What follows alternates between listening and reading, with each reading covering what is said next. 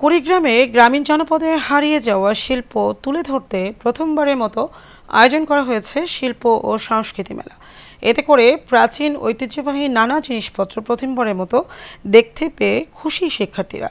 স্থানীয় প্রশাসন বলেছেন, পরবর্তী প্রজন্মের কাছে ঐতিহ্য তুলে ধরতে এমন উদ্যোগ প্রশংসনীয়। কুড়িগ্রাম থেকে হাফিজুর রহমান হৃদয়ের তথ্য ও ছবিতে বিস্তারিত জানাচ্ছেন আরভি ইসলাম হিমু। প্লাস্টিক আর প্রযুক্তির যুগে গ্রামীণ পণ্য এখন বিলুপ্তির পথে।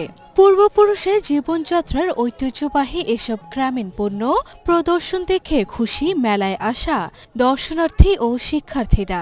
দিনব্যাপী শিল্প ও সংস্কৃতি মেলায় নকশি কাঁথা, মাটির বাহারি পণ্যের পাশাপাশি গ্রামীণ পণ্য প্রদর্শিত হয়েছে।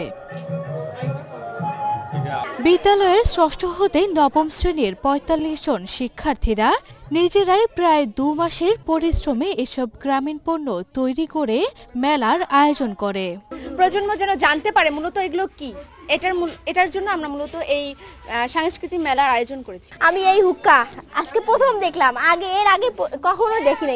বাস্কো প্রথম দেখলাম, ঢেকি প্রথম দেখলাম, তারপরে দেখলাম হচ্ছে কালীঘাটের পট, গাজীর পট, এগুলো আমি প্রথম দেখলাম। প্লাস্টিক পণ্যের দাপটে বিক্রি কমেছে গ্রামীণ কুটির শিল্পের।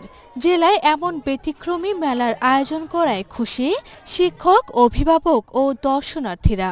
পুরনো কৃষ্টি কালচারকে নতুন করে নতুন জেনারেশনের মাঝে ছড়িয়ে দেয়া, তাদেরকে জানার উদ্দেশ্যে। পুরনো ঐতিহ্য পালকি আমরা তো দেখি নেই, কিন্তু এই মেলার মাধ্যমে আমরা দেখতে পারলাম। 1400-1500 শতকের দিকের ঘটনা, তো আমরা আসলে জানতামই না। এখানে এসে সবকিছু দেখে সে আগের যুগের কথাগুলো মনে পড়ে যাচ্ছে। আগামীর বাংলাদেশ করতে সরকারি বেসরকারি সহায়তার মাধ্যমে দেশের সকল শিক্ষা প্রতিষ্ঠানে গ্রামীণ মেলার উদ্যোগ নেবার দাবি প্রধান শিক্ষকের। আসলে এগুলির বিকল্প নেই। আমাদের এগুলির মাধ্যমে, সংস্কৃতির মাধ্যমে তাদের মেধার বিকাশ ঘটবে, তারা দেশকে চিনবে, তারা দেশের সংস্কৃতিকে চিনবে, তারা বাংলার মানচিত্রকে চিনবে।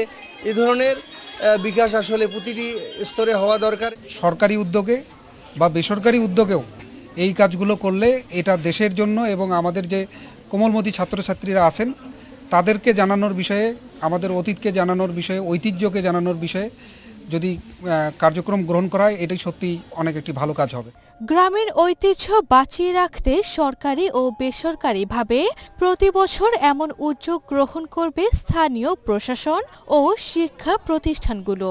এমনটাই দাবি শিক্ষার্থীসহ সকলের। আরভি ইসলাম হিমু, এশিয়ান টেলিভিশন।